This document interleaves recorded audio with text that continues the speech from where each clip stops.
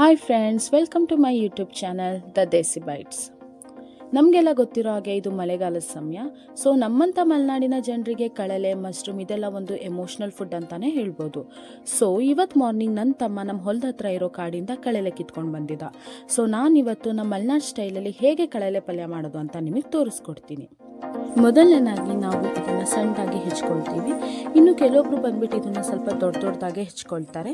ನಾವು ನಮಗೆ ಪಲ್ಯಕ್ಕೆ ಸ್ವಲ್ಪ ಸಣ್ಣದಾಗೆ ಹೆಚ್ಕೊಳ್ಳೋದು ಯಾವಾಗಲೂ. ಇದು ನಾವು ಹೆಚ್ಕೊಂಡಾದ್ಮೇಲೆ ಇದನ್ನು ಓವರ್ನೈಟ್ ನೆನೆಸಿಟ್ಕೋಬೇಕು. ಕೆಲವೊಬ್ರು ಇದನ್ನು 2 to 3 ಡೇಸ್ವರೆಗೂ ಹೆಚ್ಚಿಟ್ಕೋತಾರೆ.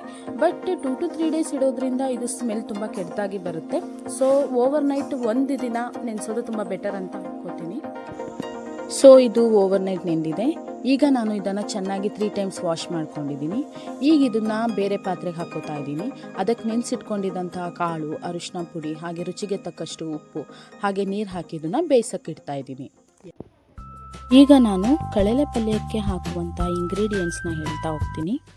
ಮೊದಲನೇದಾಗಿ 3 ಮೀಡಿಯಂ ಗಾತ್ರದ ಈರುಳ್ಳಿ, 4 ಮೀಡಿಯಂ ಗಾತ್ರದ ಟೊಮ್ಯಾಟೊ, ಅರ್ಧ ತೆಂಗಿನ ತುರಿ, 1 ಸ್ಪೂನ್ ಖಾರದ ಪುಡಿ, 1 ಸ್ಪೂನ್ ಧನಿಯಾ ಪುಡಿ, ಸ್ವಲ್ಪ ಶುಂಠಿ, 3 ದೊಡ್ಡ ಗಾತ್ರದ ಬೆಳ್ಳುಳ್ಳಿ, 4 ಚಕ್ಕೆ, 2 ಏಲಕ್ಕಿ, 5 ರಿಂದ 6 ಲವಂಗ, ಕೊತ್ತಂಬರಿ, ಒಗ್ಗರಣೆಗೆ 1 ಈರುಳ್ಳಿನ ಕತ್ತರಿಸ್ಕೊಂಡಿದ್ದೀನಿ, ಒಣಮೆಣಸು, ಕರಿಬೇವು, ಸಾಸಿವೆ.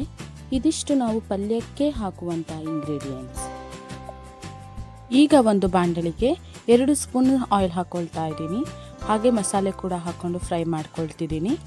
ನಂತರ ಶುಂಠಿ ಬೆಳ್ಳುಳ್ಳಿ ಹಾಕಿ ಇದನ್ನು ಚೆನ್ನಾಗಿ ಫ್ರೈ ಮಾಡ್ಕೋಬೇಕು. ಸೊ ಇದು ಈಗ ಫ್ರೈ ಆಗಿದೆ. ಇದಕ್ಕೆ ಕಟ್ ಮಾಡಿದಂಥ ಈರುಳ್ಳಿ ಹಾಕ್ಕೊಳ್ತಾ ಇದ್ದೀನಿ. ಇದು ಕೂಡ ಚೆನ್ನಾಗಿ ಫ್ರೈ ಮಾಡಬೇಕು. ಈಗ ಈರುಳ್ಳಿ ಕೂಡ ಫ್ರೈ ಆಗಿದೆ. ಈಗ ಕಟ್ ಮಾಡಿಟ್ಕೊಂಡಿದ್ದಂಥ ನಾನು ಟೊಮಾಟೋನ ಹಾಕ್ತಾ ಇದ್ದೀನಿ. ಇದು ಸಹ ಚೆನ್ನಾಗಿ ಫ್ರೈ ಮಾಡ್ಕೋಬೇಕು. ಈಗ ಟೊಮಾಟೊ ಸಹ ಚೆನ್ನಾಗಿ ಫ್ರೈ ಆಗಿದೆ. ಈಗ ನಾನು ಕೊತ್ತಂಬರಿನ ಹಾಕ್ತಾ ಇದ್ದೀನಿ. ಇದ್ರ ಜೊತೆ ನಾನು ತೆಂಗಿನ ತುರಿ ಕೂಡ ಹಾಕ್ತೀನಿ. ನಾವು ಕೊತ್ತಂಬರಿ ಹಾಗೂ ತೆಂಗಿನ ತುರಿನ ನಾವು ಫ್ರೈ ಮಾಡ್ಕೊಳ್ಳೋದ್ರಿಂದ ರುಚಿ ತುಂಬ ಚೆನ್ನಾಗಿ ಬರುತ್ತೆ. ಈಗ ಇದನ್ನು 2 minutes ಫ್ರೈ ಆಗೋಕ್ಕೆ ಬಿಡಬೇಕು.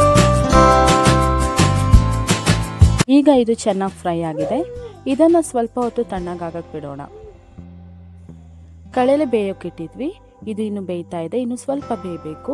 ಅಲ್ಲಿವರೆಗೂ ನಾವು ತಣ್ಣಗಾಗಕ್ಕಂತ ಇಟ್ಟಿದ್ದಂಥ ಮಿಶ್ರಣನ ರುಬ್ಕೊಳ್ಳೋಣ. ಈಗ ಈ ಮಿಶ್ರಣನ ಒಂದು ಜಾರಿಗೆ ಹಾಕ್ಕೊಳ್ತಾ ಇದ್ದೀನಿ.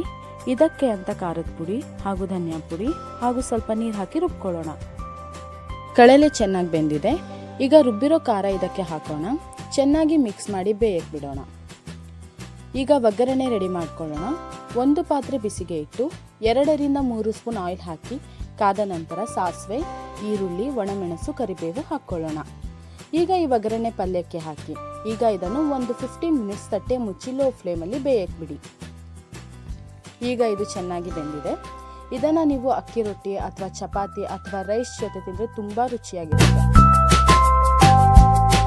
ನಮ್ಮ ಈ ವಿಡಿಯೋ ಇಷ್ಟ ಆಗಿದ್ರೆ please like, share and subscribe.